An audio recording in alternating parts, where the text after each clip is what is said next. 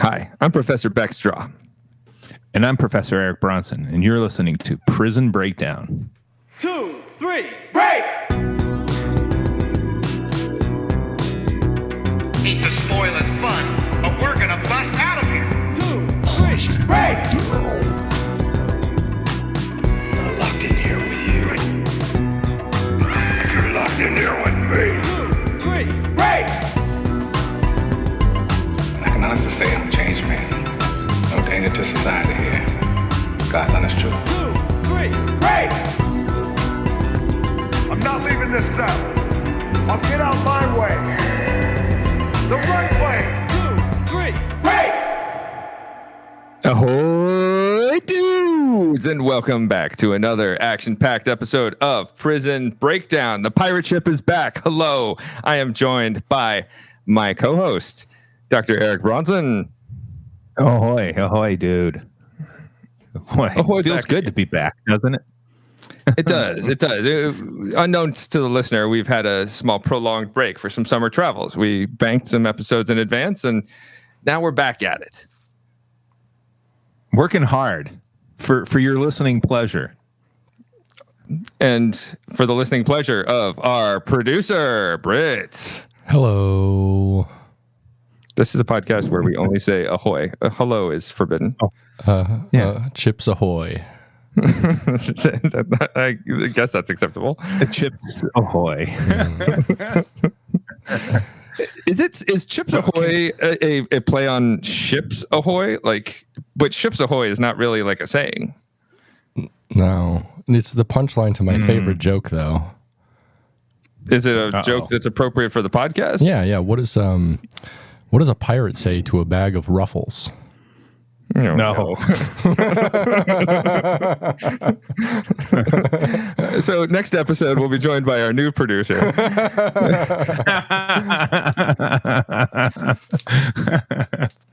I'm gonna edit that out. Oh, hell. Honestly, that's a pretty good joke. I pretend to hate it, but I genuinely enjoy it.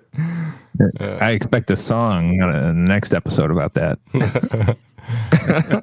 I'll consider it. Now, Eric, can you tell us about the weather? Yeah. It's I love to talk about the weather, but in Rhode Island here, maybe we're sympathizing with producer Britt out there in Seattle, and we're kind of gray and gloomy and humid, and we've been for the past few days. But you know what? We still have the most beautiful view from our wonderful Roger Williams University campus, which we should mention. We are brought to you today by the School of Justice Studies at Roger Williams University. Majors in criminal justice, forensic science, legal studies, cybersecurity, and advanced degrees in criminal justice, cybersecurity, and public administration. So well said. I could not have said that better myself. I think you did a wonderful job, and we wholeheartedly endorse the School of Justice Studies and its mission. We're a liberal arts college, and we bring students the best education with small class sizes and innovative forms of teaching. Like taking them into prisons. We love taking them to prisons. We do, and the students love going. God, they do. I can't wait to bring students to prison this fall, and we'll also be attending New Orleans as part of a class trip, you and I. Yes, we will, and going to see the wildest show in the South, Prison Rodeo at Angola. It's going to be great. We're gonna have to do some episodes on that, just breaking down the history of it at some point, and then obviously a full review after we've done it. Absolutely. And if producer Britt ever gets a break from working for an unnamed government agency, a shadow agency, some might say, as a hint. How is that a hint? I don't.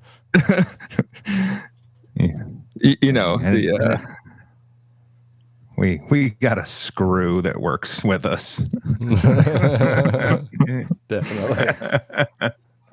Well, can we get to some news hot off the razor wire? I think we I can. would love nothing more. Fresh news, hot off the razor wire.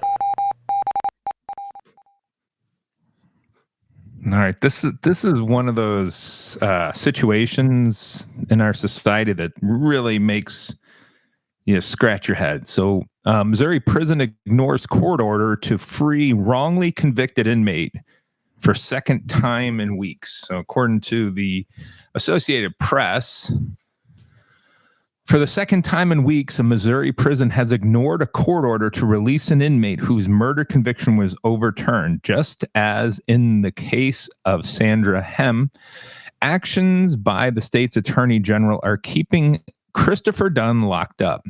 St. Louis Circuit Judge Jason Sennheiser on Monday tossed out Dunn's conviction for a 1990 killing. Wow, 1990. So 52. I spent 33 years.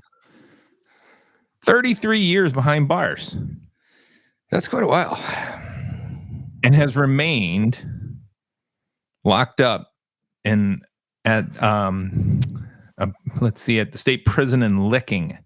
The state of Missouri shall immediately discharge Christopher Dunn from its custody, the judge ruled.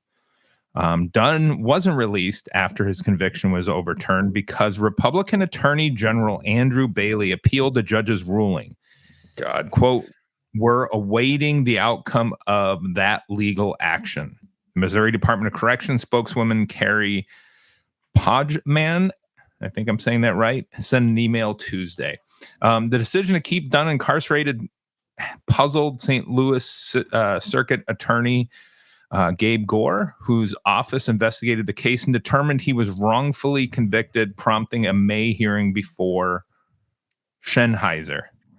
In our view, the judge's order was very clear, ordering him to his immediate release, Gore said at a news conference on Tuesday. Based on that, we are considering what approach and what legal options we have to obtain Mr. Dunn's relief. This is just, this is just outrageous. Unconscionable. And again, so here, Dunn's situation is similar to what happened to Hem, 64, who spent 43 years in prison for the fatal stabbing of a woman in St. Joseph in 1980. A judge on June 14th cited evidence of actual innocence and overturned her conviction. She had been the longest held wrongly incarcerated woman known in the United States, according to the Midwest Innocence Project, which worked to free Hem and Dunn. Unbelievable. You should be racking up some serious overtime when you are still incarcerated and they know, like, there's evidence that you haven't done it. The courts are saying, yeah, you should be out. That there should be some really stiff penalties applied there per day, even per hour that you are still locked up. Well, where the hell does the Department of Corrections get off on ignoring a judge's orders about a release? When do they feel? Why does the Department of Correction feel that they can just ignore a judge's orders about who should be incarcerated and who shouldn't? This is one of the most outrageous cases I think I've heard, because they said, okay, they're innocent, but we're gonna keep you locked up. We should point out the Department of Corrections shouldn't feel anything. They should be a bureaucratic entity that responds to orders from the courts. Exactly. That'd be the same thing as suggest impartiality. Right. And what if they went the other direction? What if somebody for them to feel something suggests that they are partial? It suggests bias on their part, and that's ridiculous. So I'm sorry, didn't mean to cut you off. Don't do it again. But what if this went the other direction? What if somebody got convicted and then sentenced, and the Department of Correction just said, "Yeah, you know what? We're not going to incarcerate them. We decide we don't want to." Yeah, how? This is so mind-boggling. This is why I'm bald for these kind of things. Typically I blame my kids and my wife, because I did have a full head of hair before I met my wife, and obviously before the kids were around. But this one makes me scratch my bald head. And now, out of curiosity, is it a protest bald? Is it like you're bald in protest of the victims who are being held longer than they should be? Yeah, definitely. It's my silent protest. He's on a hair strike. No, when the little bit that I have actually falls out, you'll see I'm tattooed all around the putting green that I have running around the back of my head. Honestly, I think the like you've got the forehead to be like a good billboard for like human rights. Yeah, I do have like a 7 head, don't I? It's not a 4 head. It's huge. Yeah. But wow, what a situation and what's going on in Missouri. I will, if there's, if the AP keeps us up to date, I will be sure to update the podcast and all of our listeners next time we have some information. Please do. And frankly, that's disgusting. And to your point, like I've never heard of it going the other way, where the courts say, yeah, this person's convicted, we need to incarcerate them, and a correctional entity says, nah, we're not going to. It never works that way. It only works the other way of get tough on crime, keep this person locked up. But why? And get tough on what crime when this person has been found not culpable for the crime? Right.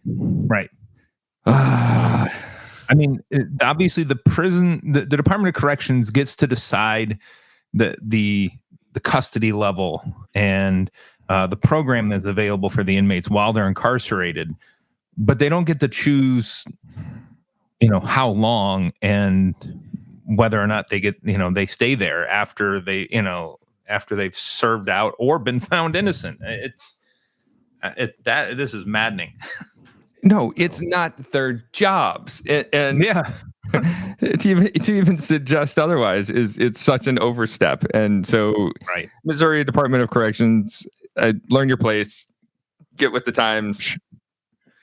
This is where we need producer Britt to have on a soundboard from Game of Thrones, our friend with the bell walking through the steep streets. And shame.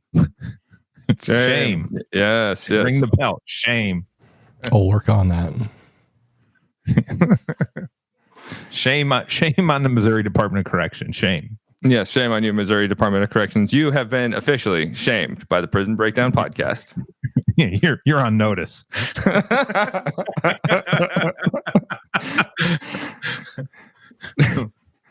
Well, I hope that goes well for us. But I think history will be on our side.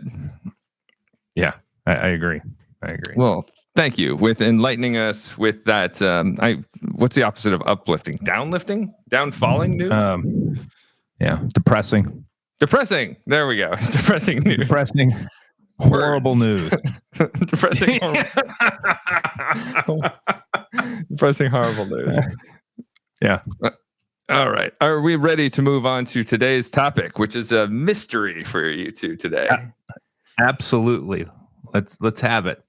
So today we will be talking about the Mecklenburg Six. Are either of you familiar with the Mecklenburg Six? No. I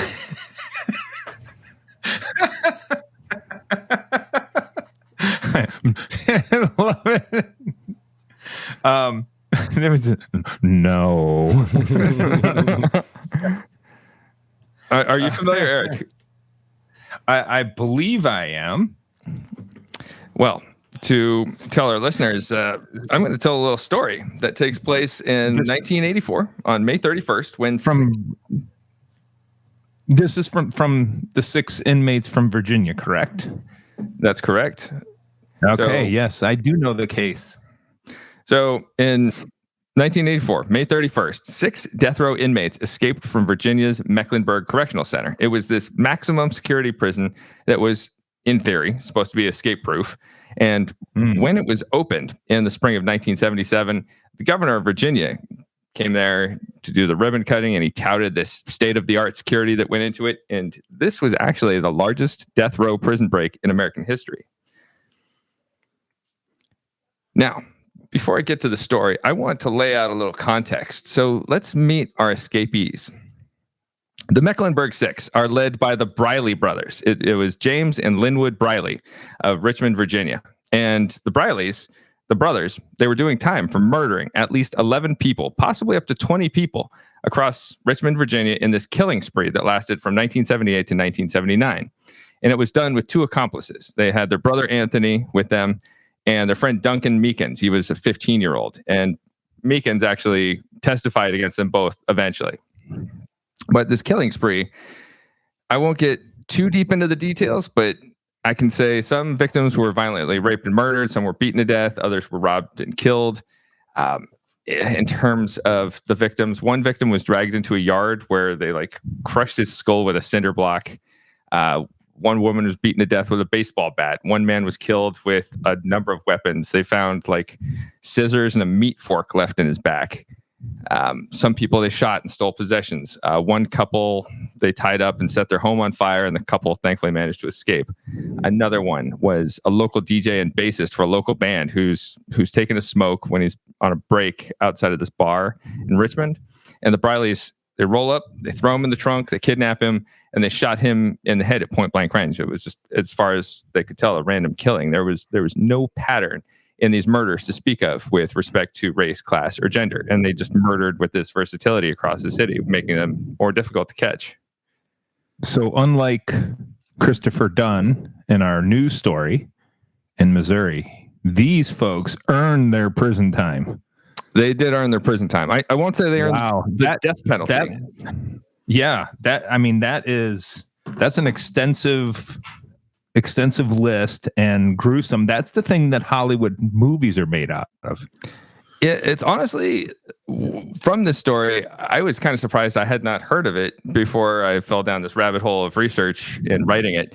And it's an interesting tale. And yeah, where's our movie on if we're going to continue this trend of true crime and I don't know, almost sexifying like serial murderers? How come we've not heard of the Briley brothers? I like sexifying serial killers. That's great because if you watch what was the other serial killer? But the one was it Bundy that it was just made that movie that was done about, or the series that was done about Bundy, where he's just such a sex symbol and boy, everybody ate that up. That one with Zac Efron, and there was another one with I think Evan Peters was the actor in it, where he played Dahmer. Just getting hot dudes to play serial killers is I mean it's fine for purposes of the representation, but maybe there's they're imparting this element of check out this hot guy murdering. I don't know what they're trying to do. I'm not a marketing professional. But I mean, think about it. It's the serial killers that they choose to make these movies and documentaries about are the attractive ones. It's let's get back to our roots. Let's have some movies and documentaries about the ugly folks that murder. Yeah, not killing ugly again. Yes. Yeah.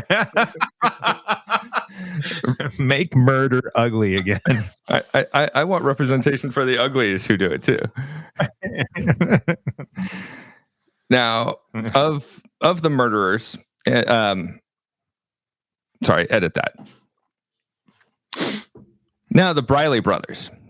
We have Linwood Briley, who was born in 1954. He was the first of the brothers to commit a murder. As a juvenile, Linwood is in his bedroom. He's leaning a rifle out the window, just hanging out, and he shoots his elderly neighbor while she was hanging laundry in the backyard. And his defense, he said, "Oh, she was having heart trouble, and she probably would have died soon anyway." What? That's not a real defense for shooting someone. So he serves 1 year in a juvenile facility for her murder. And he was the one who was sentenced for the robbery and murder of that bassist and country western DJ that they threw in the trunk, John Gallagher, who was known to the public as Johnny G. They got a whole $6 from his wallet and a turquoise ring that Briley was wearing when he got caught. So that's what he was locked up for. $6. That's like what in today's world? That's probably like $30. So That's about right. it's still nothing. Oh my God. But see, Eric, you're forgetting the real treasure, which is besides the friends we made along the way. It's the turquoise ring. Turquoise ring. I think the real treasure there is they got to kill a DJ. Oh man. Indeed, he was a country western DJ of all things too. that's I won't say that's the most killable of all DJs, but it's that's a push. It's in Vegas. That's a push. Yeah. Now his brother James Briley, also known as JB, born in 1956. He started a life of crime early on. He was first involved with the criminal justice system at age 16. He robbed a convenience store and he shot at the officer pursuing him. He raped a pregnant woman and then he murdered her and her 5-year-old son. And following the murder, he had left, but he came back before the police even found the bodies. He had decided that he wanted a better TV for his room at home. So he slipped back into the house and stole it, which is a curious move. The Richmond prosecutor who was involved in the Briley brothers trial said that James was the more unpredictable brother, which I think we can perhaps ascertain from his weird slipping back in after murdering someone because he wants a better TV. Right. But the prosecutor was quoted as saying, what Linwood thought about. James would do whatever occurred to him. And so there's also a third brother convicted of murder, but he received a life sentence for his crimes instead of being put on death row because there was no evidence he had murdered anyone. And to add an interesting wrinkle to this whole situation, apparently the family had money. The Briley family had money. That was not the issue. But they were kind of just a strange family, and that the father was very afraid of his sons. The father slept with padlocks on his door because he was afraid of what his sons would do to him in his sleep. Really? Yeah. And to be at that point where you're terrified of your own family that way. Wow. I end up in the basement most nights because I'm terrified of my wife, but still to be legitimately that afraid that you're going to put padlocks on your doors. Wow. Right. So he's so afraid of his sons. They also kept these strange pets. They kept a tarantula, a boa constrictor, and I've never heard of anyone owning these, but piranhas. They kept piranhas as a pet. That is interesting. I've never met anybody that's owned piranhas.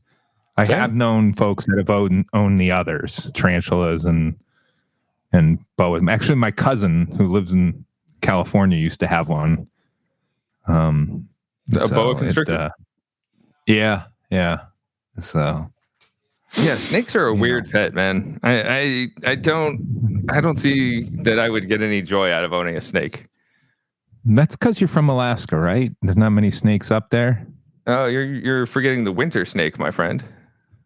That sounds like something really deviant. It's not a real snake. I made it up. I just wanted to be right.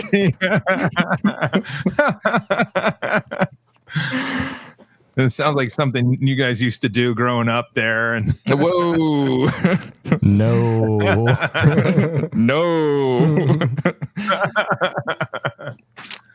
So the Briley brothers, they kept a scrapbook of newspaper articles of their exploits. They were seemingly proud of them. So that's the Briley brothers. Now let's meet the others of the Mecklenburg Six, shall we? Let's start with please. Lem Tuggle. Lem was born in 1952. He was a twice convicted murderer. In 1971, Lem was convicted on the strangulation of a 17-year-old girl named Shirley Brickley. And he gets paroled in 1983. And then 4 months later, Lem meets a 52-year-old named Jesse Havens at a dance down at the American Legion. And was convicted on charges for that. Pretty gruesome. We also have Earl Clanton, who was born in 1955. He murdered a woman in 1972. He was 17 years old, living in New Jersey. and he was given a 26 to 28 year sentence, but was actually paroled 8 years later. And after his parole, he moves to Virginia and he murdered his neighbor, a school librarian, during a robbery gone wrong when he took only $8 from the robbery. He was found in her, soaked in her blood from his clothing, hiding under the victim's bed. Convicted on charges for that. We also have Derek Peterson, born in 1961. He was sentenced to death for the 1982 robbery and murder of 45-year-old Hampton grocery store manager Howard Kaufman. He claimed that the shooting was accidental. And his circumstances were interesting in that there were some assertions that were never presented at trial around this gent, suggesting his mother beat him and forced him into the illegal drug trade, and that had taken him down this life of crime. And maybe if presented, it might have been more of a mitigating factor to remove some culpability and maybe like give him a better shot against the death penalty, but was not to happen. We also have, rounding out our Mecklenburg Six, we have Willie Jones, born in 1958. He was sentenced to death for murdering a couple in their 70s, Graham and Myra Adkins. He knew this couple through their son. And in 1983, Willie Jones disguised himself and he hitchhiked to Charles City, Virginia, where the couple lived. He knocks on their door and he identified himself as an undercover officer. They let him inside the house and he shot and killed the husband. Then he bound the wife. He put her in a closet. He shot her and poured kerosene on her while she was still alive. And then he blasted open a bedroom safe. He stole their life savings of $30,000 and he set the house on fire to cover up his crimes. So we have some gents who have committed some very gnarly crimes, right? Yeah. Yeah, that's an all-star lineup right there. My goodness. I mean, yeah.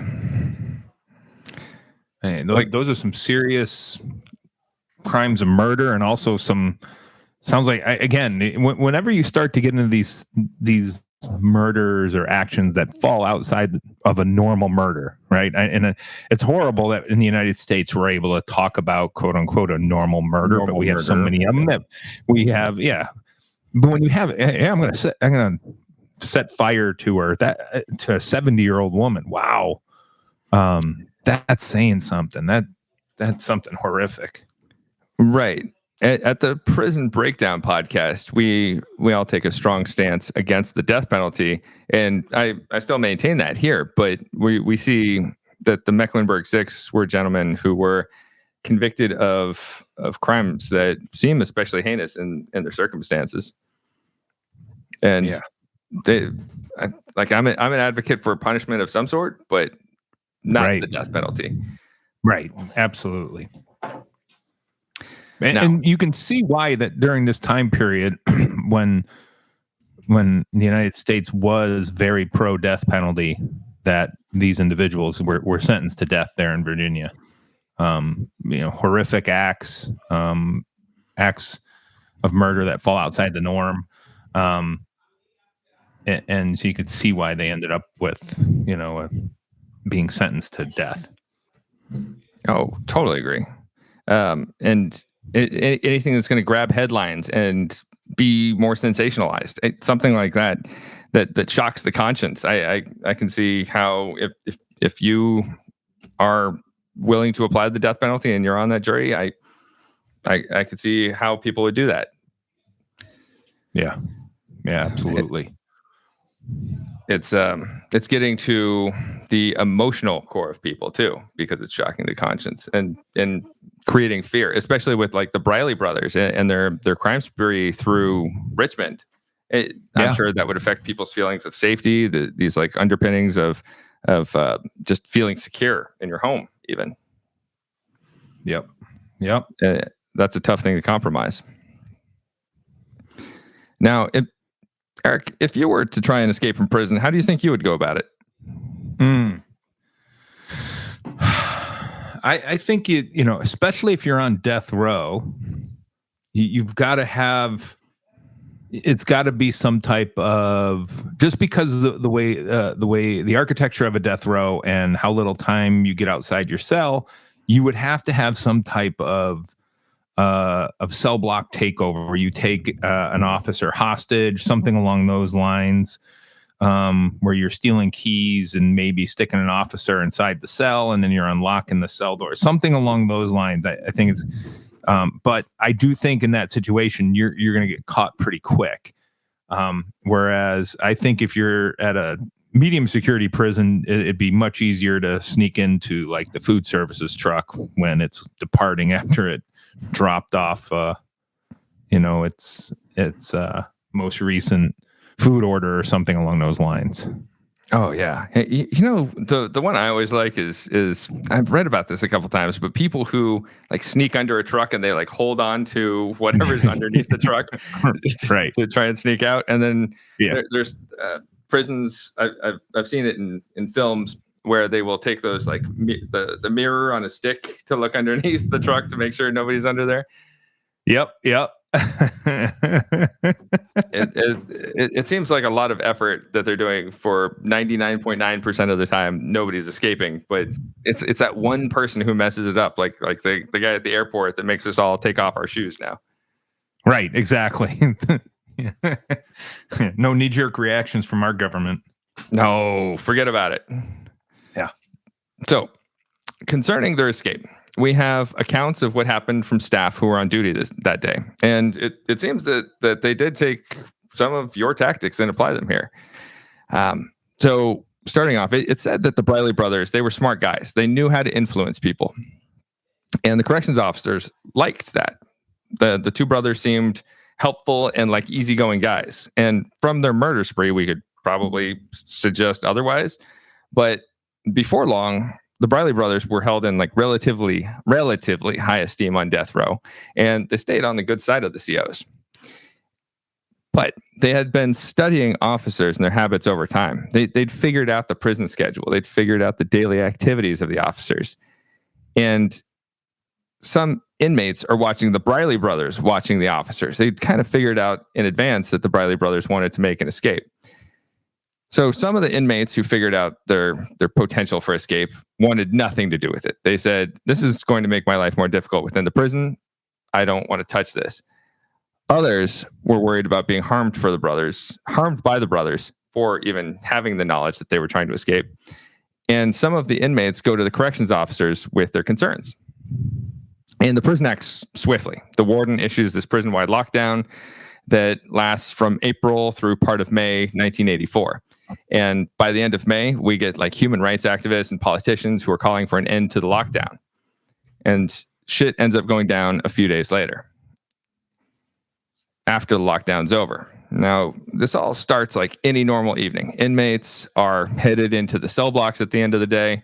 And at this time, Earl Clanton, one of the Mecklenburg Six, he slips into a bathroom across from the control room and locks himself in. Now, in a prison, Eric, you want to explain what the control room does? Sure. So these control rooms are, depending on the cell block, typically speaking, they are going to be the area where the officers are able to sit, staff members are able to sit and look onto the cell block. Typically for death row, though, it is a row of cells going down a hallway. So they are able to look down the hallway. They generally aren't looking into a bullpen type area or a day room, whatever we want to call it. And they're also not facing a dormitory style setting. Now, I don't know the layout of the cell block, but based on what, the time, I'm betting they were looking down hallways of death row, because most old prisons, when they had a death row, it was the row of cells and central control, where the inmates, where the staff could look out and see if anything was going on in the hallways. Well, central control was just that for that cell block, where they could store the keys. And modern day, they have computers that would open the cells so that the inmates could get in and out of their cells. It also is a place where they have monitors, so where the CCTV can be seen. So it really is kind of a mini central control for each cell block where the staff works. Yeah, so we can think of it as like it's like the brain of the prison, right? So in a modern prison, anytime you have a camera, the feed goes to the control room. It's got, you can open doors throughout the facility. It's got overrides there for it, and a lot of times there will be like, say there will be one door that can open with like a key or a key card, and that goes into a sally port, this antechamber, this room between like a hallway and a unit. And then before you get to the unit, you have to push a button and kind of look up to the camera. They have to verify who you are before they let you in. So it's done as like a security check, essentially, to make sure there's no escapes. Yeah, and then the other thing is that each cell block generally has a central control type of area, and there's also the administration central control, typically where people who enter and leave the prison have to pass by and pick up their keys during the day. It's also where, for a lot of folks that don't know, prisons staff and officers who are working inside the institutions do not carry weapons with them. And so that is where they will store, the administration central control is where they will store weapons in case of riots. So they have shotguns, rifles, handguns, gas grenade launchers, that sort of thing, all lining the walls of those central controls. But those are far more secure than the ones on the cell block. Indeed. And so now that we've explained the control room, we know Earl Clanton he's locked in the bathroom across from the control room and on the death row of this facility. After that, James Briley, he drops by the control room to ask for a book that he had left in the day room. So the control room officer gets up and he goes to open the door, and just then Earl Clanton runs out of the bathroom, rushes the control room, and they hold this corrections officer hostage. And Earl starts pressing all the buttons on the panels in the control room, pressing all the beeps and boops, opening doors, and they overpower the corrections officers and force them into the cells, taking them as hostages. Now, Linwood Briley is the mastermind of this escape. He had taken a lawnmower blade and fashioned it into a shank. They dragged the officers to a closet, they undressed them, and lined them up on the floor. Next, the inmates go to raid a storage closet, and they find some riot gear. At this point, they had 13 corrections officers that they lined up, held hostage. They take all the corrections officers' uniforms. They throw some riot gear on top of the uniforms to help conceal their identities because they're wearing helmets and like gas masks. And at the prison, there had even been some recent turnover. So other corrections officers might not know some of the new guys. And so they use this to their advantage. They're confusing other corrections officers and tricking them into thinking that they're playing on the same team. And they radio officers in other areas of the prison, luring them over to the building that they control. The Mecklenburg Six, some of them hold a knife to a lieutenant's throat. They force him to make a radio call with a false report to other parts of the prison, suggesting there's a bomb in the building. And officers and administrators in the facility, they fall for it, and they get taken hostage with shanks the inmates made from lawn equipment, like a lawnmower blade.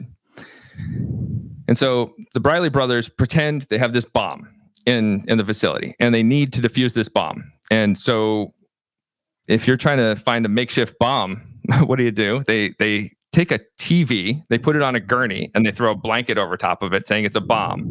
And they roll it out of the building. And they go, we got to get out of here. We got a bomb. And so they throw their fake bomb into a prison van, and then the Mecklenburg Six beat it out of there. Their last obstacle is like the prison gates operated by someone in a tower.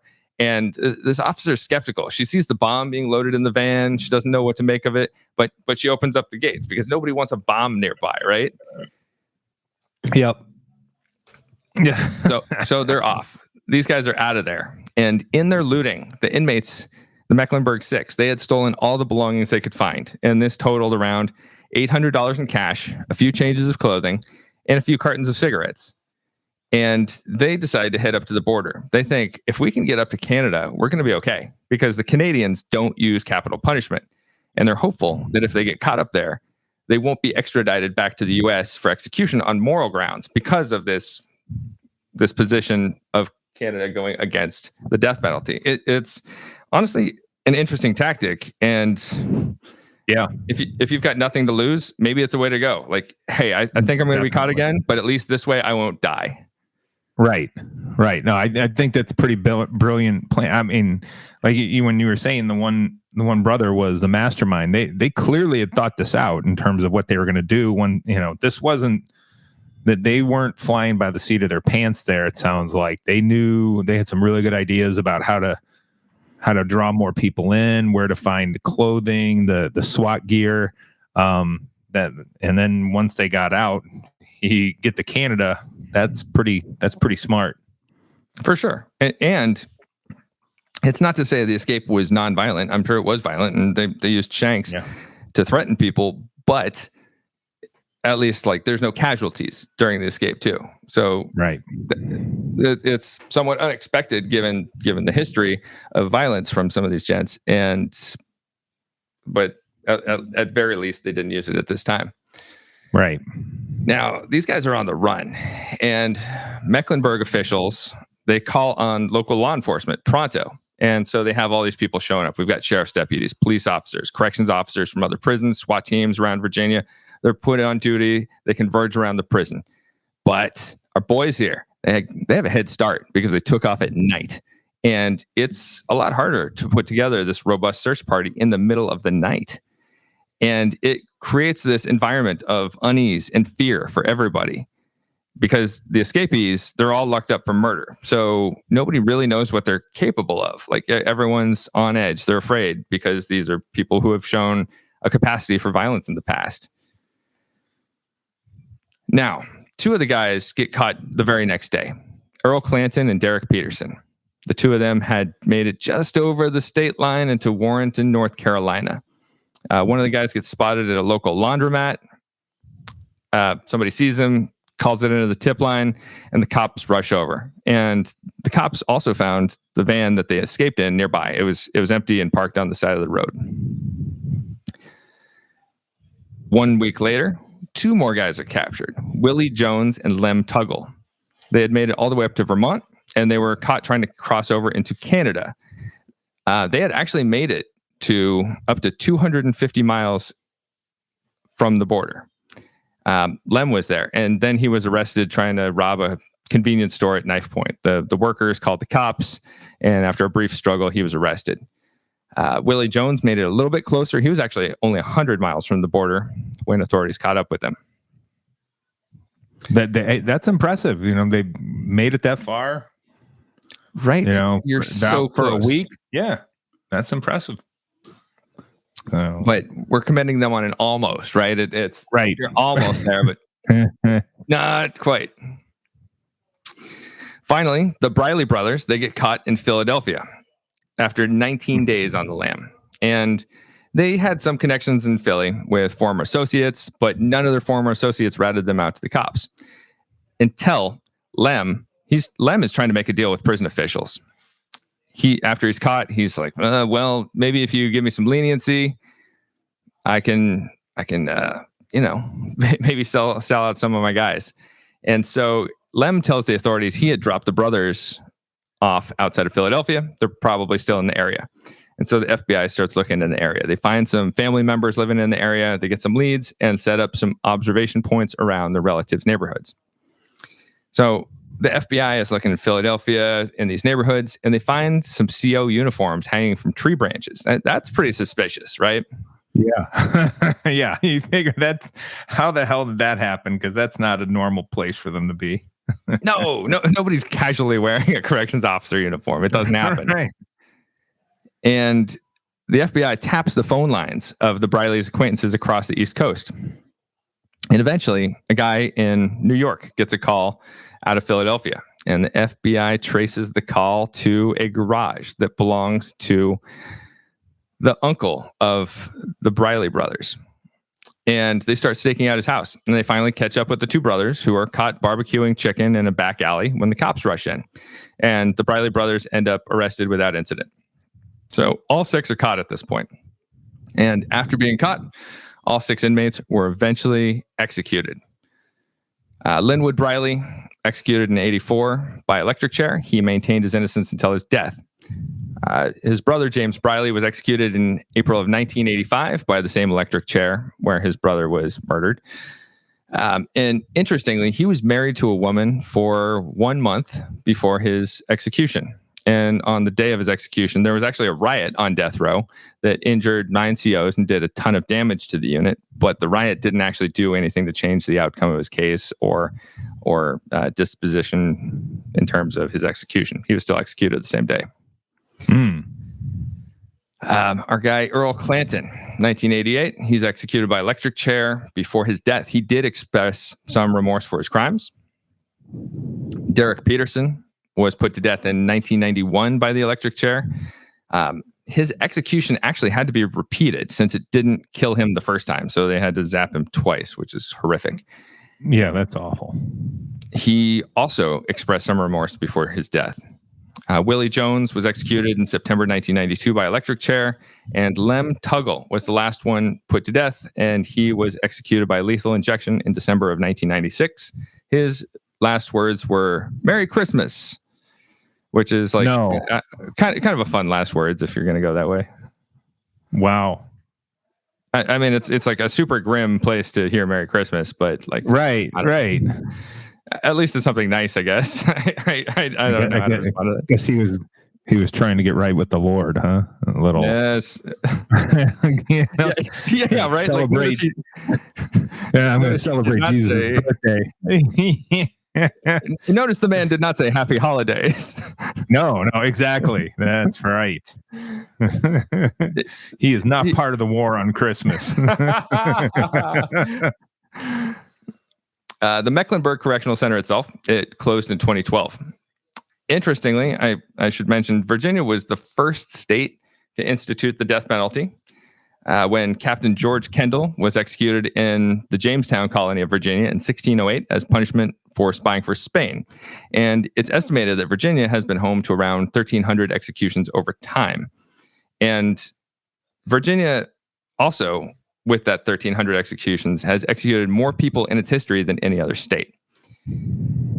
And on March 24th, 2021, Virginia became the first former Confederate state to abolish capital punishment after more than 400 years. Yay, something good. Yes, there's a light at the end of the tunnel. I do want to touch on capital punishment again, because it is such a divisive issue.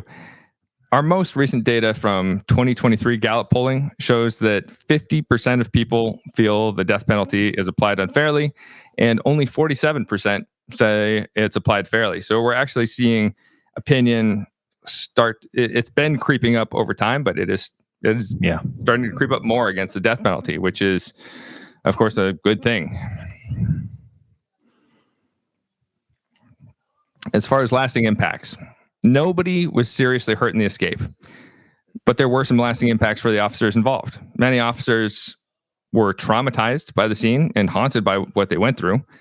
They also had to endure some scrutiny from their peers, and many officers were blamed for the escape happening in the first place.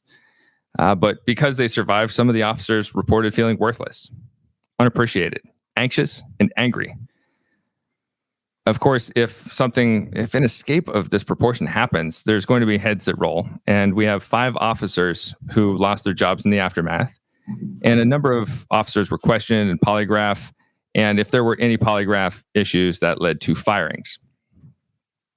Because of the escape from death row, there were also changes to death row in Mecklenburg.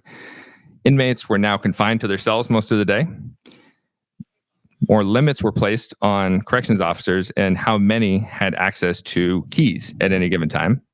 And they blocked off some areas of the prison, like stairwells, where inmates used to hide during the incident. And cameras were installed following the escape, and some more new officers were hired. So that is the story of the Mecklenburg Six, my friends. Yeah, one of the things that I do know that we've seen in across the United States, which I think this helped influence on death rows is these very limited time outside of the cell, if they do get any time at all. When they are moved from their cell to a recreation area, which typically are other cages, it's individual recreation. They're not playing basketball with a team. They might have a basketball hoop in their rec area, but it's a very small area. And when they go anywhere off of death row, they typically have to put on a red jumpsuit. And so I've seen that in several states where they have inmates moving from one part of the institution to another, or let's say if they have to go to court, they're wearing red jumpsuits just so that everybody knows those are death row inmates.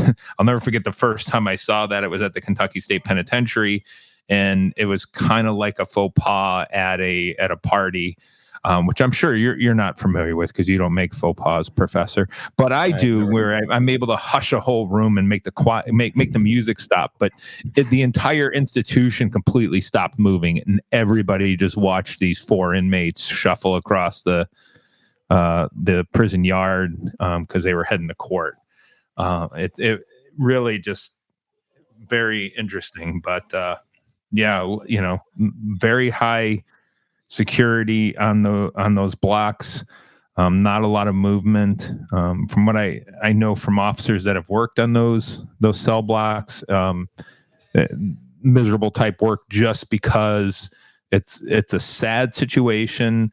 There's very little movement, and so it's a lot of sitting around, not doing much when you're an officer, other than there might be some of them that are on 15-minute checks because of suicide watches.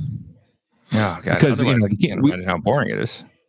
Well, that's we can't allow them to commit suicide. We have to be the ones to kill them. Can't let them go out on their own terms.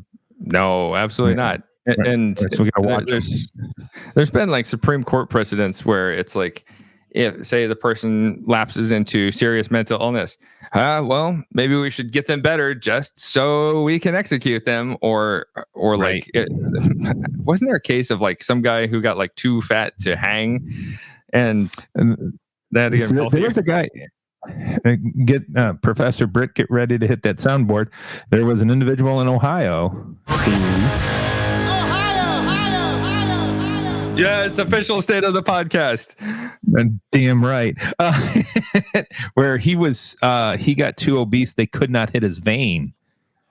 They couldn't find a vein on him to stick him in, and so he was just loading up on everything in the commissary. He just kept doing it, and they eventually commuted his sentence to life. That rocks. So it worked. Yeah, so, right. So the lesson is get fat. Yeah. Hey, little Debbie, just the hell out of just constant little Debbies, just, whatever you can find. I think, the inmates' favorites are those ding dongs. So instead of being sentenced to death, you're just sentenced to life with diabetes. That's what you're saying. Yeah, right. Okay. It is better. Yeah. And he's famous now within the State Department of Corrections for eating his way to a better sentence. Yeah. This guy seems to really, he gets it. Yeah. So you talking about the whole bomb thing. That's very interesting. Not long after I left the Green River Correctional Complex, an inmate tried to escape. The whole time I was there was never an escape attempt, and I didn't think there would be. But an inmate climbed on. Right. He climbed on top of a cell block, and claimed he had made a bomb. And I'm sure in his mind he actually thought he had made a bomb, but once he was kind of discovered up on top of the cell block, he threw it down at the staff, and of course nothing happened. And once they looked at it, they realized there was no way for, he was an incompetent bomb maker. But when you're talking about how they escaped. I was like, oh, memories. I guess a lot of inmates decide to build bombs to help them escape. But also, like, you're just throwing away all of your leverage if you throw down the bomb. Right. He probably thought it was going to explode. Oh, but then what? I mean, what then? Because you're not getting over those. It's not like you're going to jump from the cell block over all the fences that they had there. So yeah, you've really just put yourself in a tight spot without, rocking a hard place is really all that's left. Right. Oof. That's an embarrassing escape attempt. One thing besides the lack of casualties that happened here, one thing, like the ingenuity of we're going to throw a sheet over a TV and say it's a bomb. That's honestly kind of a great idea. Absolutely, it was. Not one thing endorsing escapes. No.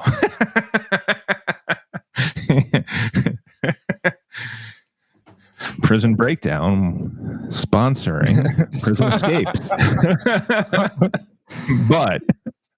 But you were saying I'm surprised they did not, when they had all of the officers there. I'm surprised they didn't try and get any of the keys to their vehicles and take some of those from the staff parking lot. That might have helped them get a little bit further, especially for those two knuckleheads that got caught right away.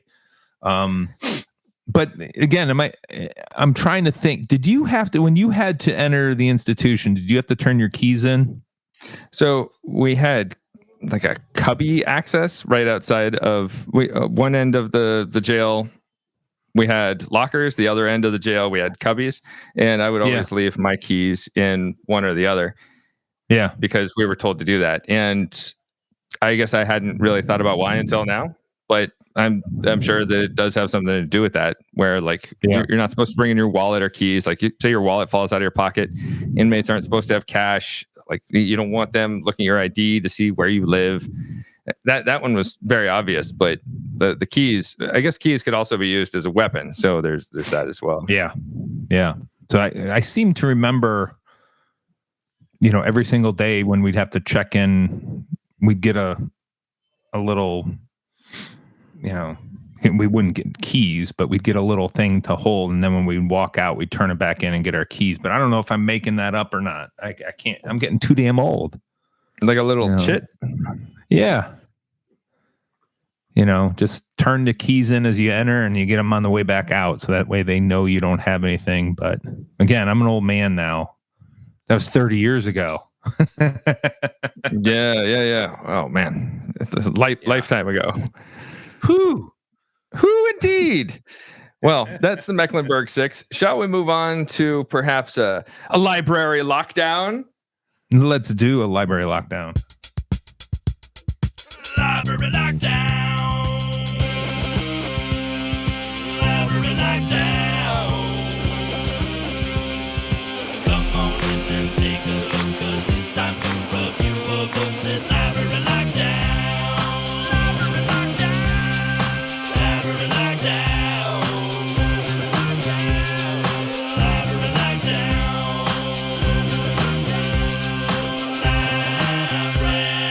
Library lockdown. For this edition of Library Lockdown, I will be discussing the 2017 book, Life as a Jailer, Through the Officer's Eyes, written by Captain Joe DeFranco and K9 Officer Tom Duncan. Let's start with the positives. I will be brief here because I could not find many positives. This is a dog shit book. The one positive I will say is it's interesting from this book to view corrections as such a monoculture. There are so many platitudes that are given out here, like, oh, you gotta watch out. Inmates have 24 hours a day, 7 days a week to watch corrections officers and their habits, and there are many of these types of platitudes and idioms that you have imparted to you in Corrections Academy that are repeated over and over and over again. Eric, during your time working in corrections, did you hear anything like those things repeated? constant. It's constant. And sometimes they get turned into cute little sayings, but definitely they're like, oh, that's all they're thinking about is a way to escape or a way to hurt you, or it's that they are a constant theme throughout the correctional world, I believe. Right. Like corrections officers are not dealing with law-abiding citizens. They're dealing with the worst of the worst each and every day. And stuff like that. That's an actual passage from the book. And that type of stuff is just repeated ad nauseum when you are in the academy and in any kind of training. Or you need to be mentally strong. You need to be able to handle yourself physically, be a good communicator, and have great critical thinking skills. Just stuff like that you hear over and over. So I thought that was interesting. The downside is it's poorly written. There are typos throughout this book. It is a joke. I found it some parts were like downright silly or offensive. One of these, let me read you some passages from chapter 9 called "Back in the Day." Every time one of these so-called tough guys, high-risk or violent inmates, was scheduled to arrive, he was greeted by some of the toughest guys we've ever had the pleasure of working with. Needless to say, a high percentage of the times we had to wrestle around, or should I say, kick the shit out of a few of these so-called tough guys, and 90% of the time they initiated it. Those other 10%, well, we just did that to let them know and make sure they knew who was/is in charge of our facility. Those were the so-called good old days when corrections officers could kick the shit out of inmates to keep them in line. And even the inmates back then were tougher. They never went running to their mommies or calling their lawyers crying. That's because that was just the way things were done back then, and everyone knew it. I have to confess, even though that was a lot of fun, and corrections officers gained the respect of the inmates the hard way. No. In today's day and age, it is a lot safer for the staff. With the tools we have now available, officers can work a lot smarter, which makes it a lot safer. Wait. You can't have both. Was it better then because you could beat the shit out of them, or is it better now because you can work smarter? What the hell is completely contradicting himself? It's totally confusing, but also like maybe you shouldn't advocate kicking the shit out of inmates, period. Right.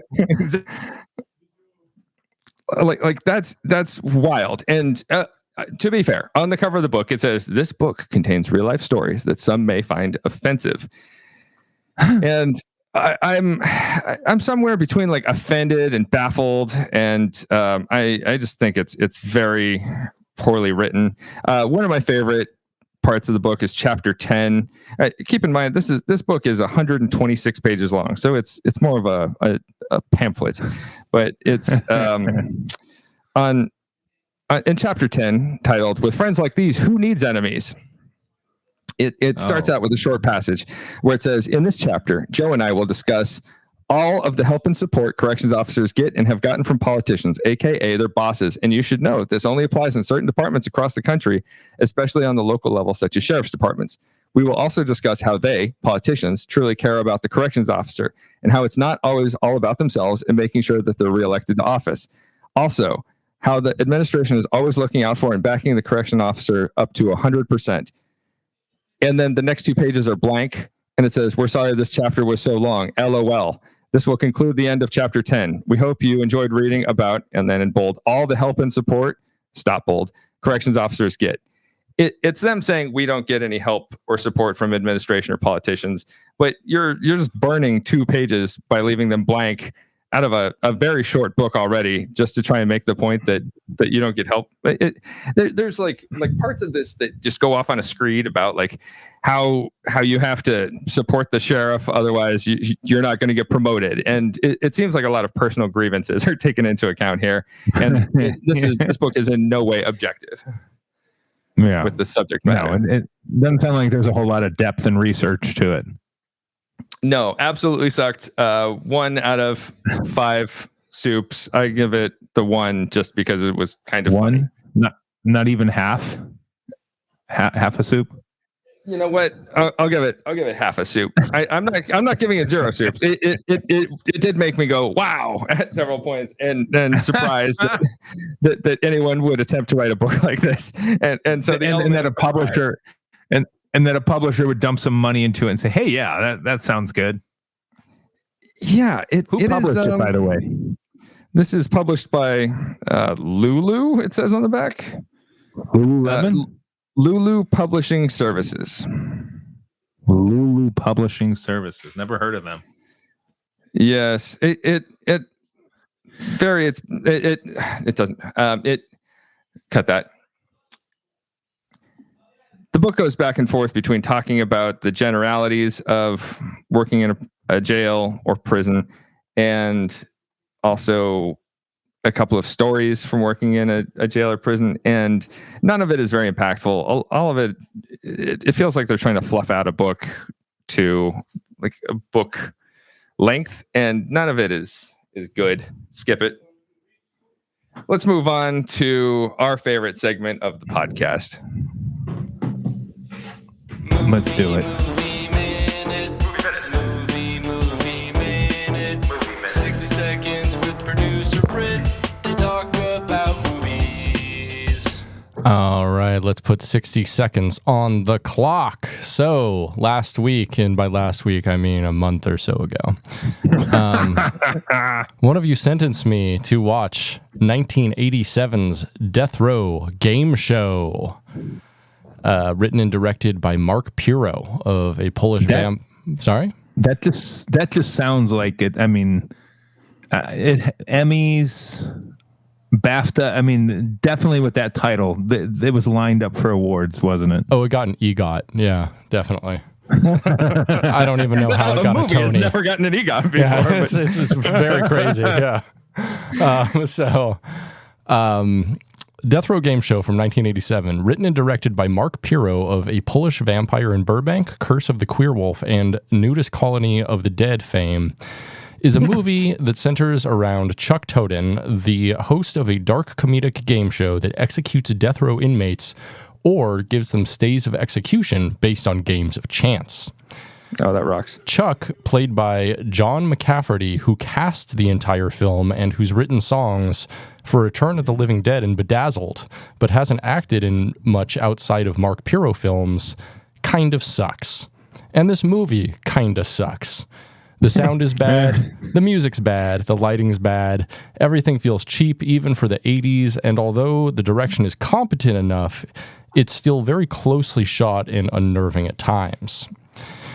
So, in the plot of this film, Chuck is understandably hated and gets a lot of attempts on his life, most notably from a gangster named Luigi, whose boss Chuck inadvertently killed on his program.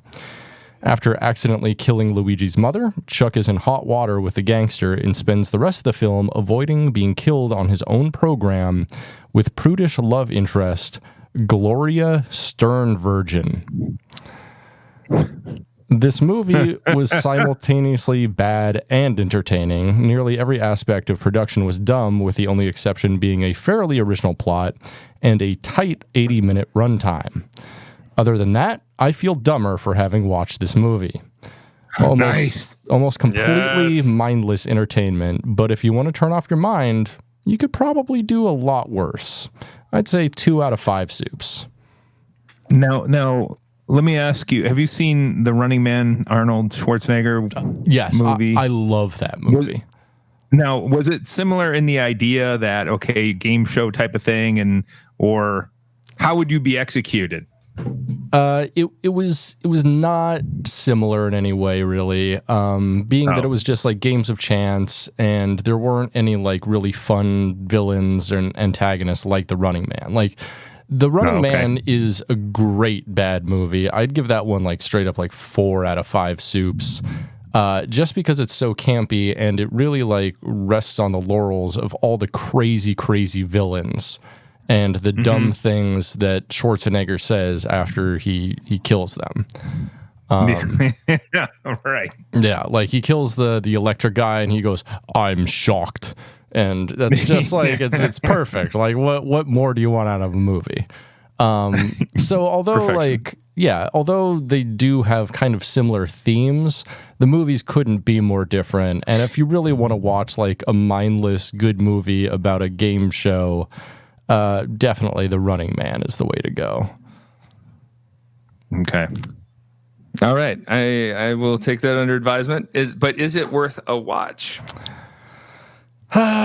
If Nah, not really. Not really. It's pretty bad.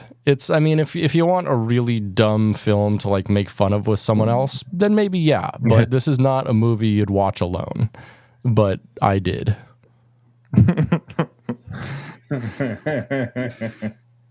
Well, I'm glad the sentence paid off. Judge Bronson, what do you have to sentence our fine feathered friend to for the next time? Oh boy. I don't know. You're giving me that look. I heard it coming out of my mouth, and I was like, "Why am I saying this?" I don't know. That's a I don't know. That's a tough intro. With fine feathered friend, maybe the Birdman of Alcatraz. Oh, that's perfect, because as a tease to the listener, we might be talking about the Birdman of Alcatraz in a future episode. Yes. All right. I'll put it on the book. Why not? The Birdman of Alcatraz. Screw it. All right. We got it locked in. Is there any other business to take care of? I don't believe so. No. Although we already mentioned it, extra special shout out to Roger Williams University School of Justice Studies. Extra shout out. And I also want to let the listener know that we will be doing a series on Alcatraz next month for Alcatrazgist. Could you say that one more time? Alcatrazgist. I was going to say that might be pronounced differently every single time.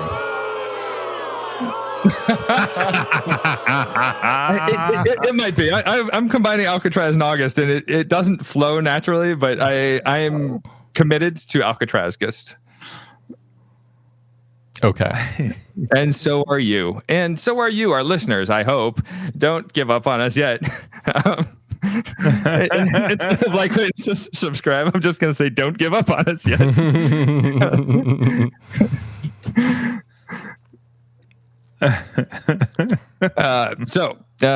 For Prison Breakdown, I've been Professor Beck Strah, joined by Professor Eric Bronson. Lights out, friends.